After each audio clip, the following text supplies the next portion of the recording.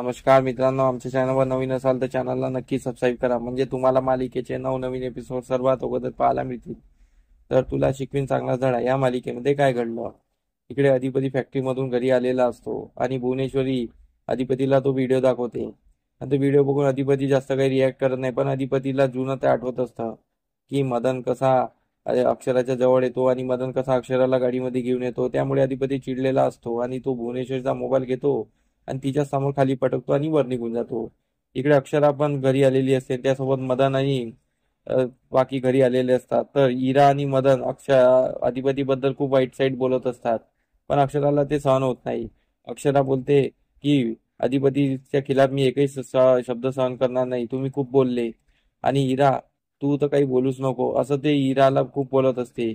आणि ती मदनला पण सुनत असते. मदन काहीच थांबत नाही. मदन बोलतो, पण मला अगोदर वाटलं होतं की अक्षराने लग्न एखाद्या चांगल्या व्यक्तीसोबत, एखाद्या शिक्षित व्यक्तीसोबत केलं असेल, पण हा तर अडाणी व्यक्ती आहे आणि याला काही शिक्षणाचं ज्ञान नाही, काही नाही, आणि याचं राहणीमान पण वेगळं आहे. मगाशी त्यांनी अक्षरावर गाडी चढवली, हे पाहून तर मी खूप चकित होऊन गेलो. पण असा माणूस अक्षराच्या आयुष्यात असं असेल तर अक्षरा कसं आयुष्य काढणार, असं तो बोलत असतो. आणि तो अधिपतीला वाईट साईड बोलत असतो. अक्षराला सहन होत नाही. अक्षरा उठते आणि बोलते, बस करा, खूप झालं, आता आता मी सहन करणार नाही. अधिपतीच्या खिलाफ एकही शब्द सहन करणार नाही आणि कोणी कोणी अधिपतीला काही बोलायचं नाही.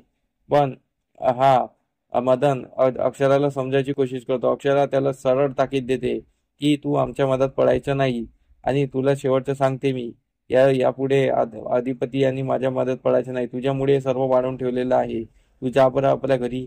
आणि ते त्याला रागात म्हणते की तू इथून निघून जा, आमच्या मदत पडायचं नाही. तरी मदन काही राग मानत नाही आणि ती इरालाही खूप झापते. इरा पण शांत बसते. तर इकडे अक्षरा बाहेर निघून जाते आणि ती एका झाडाखाली जाऊन बसलेली असते.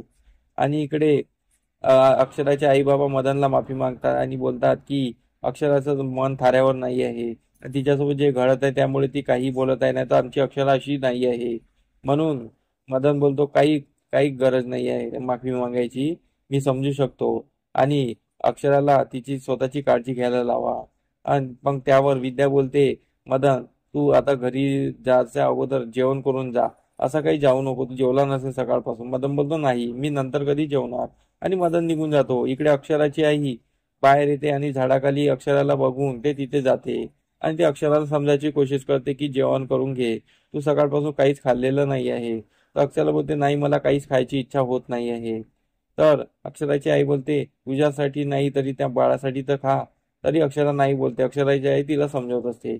इकडे अधिपती आणि भुवनेश्वरी बोलत असतात. तर भुवनेश्वरी अधिपतीच्या रूम मध्ये आलेली असते आणि ती परत अक्षरा तिला तिला त्याला भडकत असते.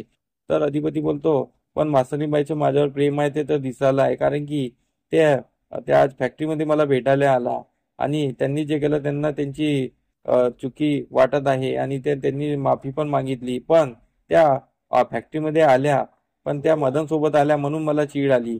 मला अगोदर वाटलं होतं की मास्तरीबाई मला भेटायला आला, मला खूप चांगलं वाटलं होतं. पण तो मदनला बघितला आणि माझ्या पायाची मस्तकात गेली आणि मला खूप राग आला आणि मी त्यांना काही बाई बोलून टाकलं. पण मास्तरीबाईचं माझ्यावर प्रेम आहे आणि त्यांचं त्यांचं पण माझ्यावर प्रेम आहे आणि माझंही त्यांच्यावर प्रेम आहे. आमचं प्रेम कमी होणार नाही. पण मास्तरीबाई असा का वागत आहे मला कळत नाही आहे. भुवनेश्वरीला त्याचं ऐकून खूप थक्क बसत असते आणि भुवनेश्वरी त्याला अजून भडकवण्याचा प्रयत्न करते, पण अधिपती काही भडकत नाही. अधिपती अधिपती बोलतो, नाही, मास्तरीबाईचं काहीतरी बनसलं असेल, काहीतरी ते अशा का वागत आहे कळत नाही आहे. तर भुवनेश्वरी परत त्या आगीत तेल टाकते आणि त्याला भडकवण्याचा प्रयत्न करते आणि हा अधिपती अजून भडकत असतो. त्याला काही समजत नाही की स्वतः काय विचार करावा काय नाही, असा तो व्यक्ती आहे. आणि इकडे अक्षराच्या आईने तिला मनवले असते आणि ती घरात जात असते आणि ती बोलते की तू जेवण केली नाही तर आम्ही दोघंही जेवण करणार नाही, असं म्हणून अक्षरा जेवायला तयार होत असते. तर आता समोरील भागात आपल्याला हे पाहणं रंजक ठरणार आहे की अक्षरा ही त्याच्या बाळाचा विचार करत असते, पण इकडे भुवनेश्वरीने नवीन प्लॅन केलेला असतो की अक्षराच्या बाळाला आपण संपवायचं, कारण की अक्षरा आणि अधिपती तर वेगळे झालेच आहे. तर आता त्याचं बाळ नाही राहिलं तर ते पूर्णपणे वेगळे होणार. म्हणून भुवनेश्वरी इकडे अक्षराच्या बाळाला मारण्याचा प्रयत्न करणार आहे आणि अक्षराच्या आईचं जे स्वप्न आहे ते खरं ठरणार आहे. असं आपल्याला सामोरिक भागात करणार आहे. तर आमचा एपिसोड कसा वाटला मला कमेंट करून नक्की सांगा. धन्यवाद.